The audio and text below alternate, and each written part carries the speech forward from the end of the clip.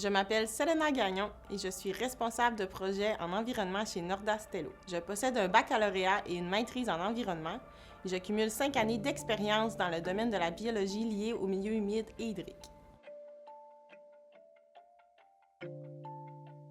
En fait, l'hydrogéomorphologie reconnaît les cours d'eau comme des entités dynamiques qui se déplacent et changent de forme dans le temps et dans l'espace. Elle s'intéresse aux interactions parfois complexes entre les forces de l'eau et les sédiments qu'elle transporte.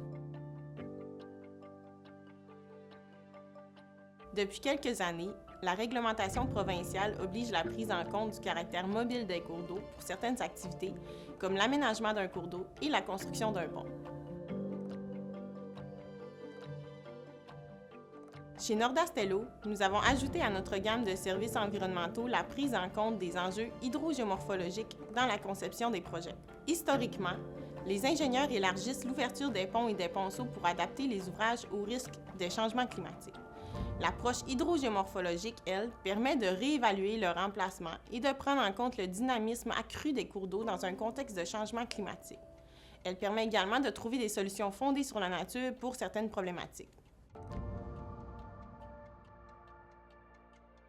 Il y a plusieurs avantages à considérer les changements climatiques pour les instances gouvernementales dans le cadre de travaux d'infrastructures publiques, comme viser une meilleure pérennité des ouvrages, minimiser les besoins d'entretien et de réparation ainsi que les coûts afférents, diminuer les impacts environnementaux à long terme, ainsi qu'améliorer la sécurité des usagers de la route et des riverains.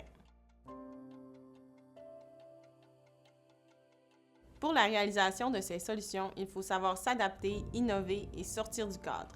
Par contre, nous rencontrons certains obstacles lorsque nous tentons d'adapter un projet au changement climatique, comme la nature incertaine des changements climatiques, le réseau d'infrastructures existant et parfois implanté au mauvais endroit par rapport aux cours d'eau, le changement de perception quant aux façons de faire en matière d'aménagement des cours d'eau. En effet, au Québec, il persiste l'idée répandue qu'un cours d'eau dynamique est instable, imprévisible et dangereux, alors qu'un cours d'eau stabilisé par de gros enrochements, des murs, est considéré comme sûr.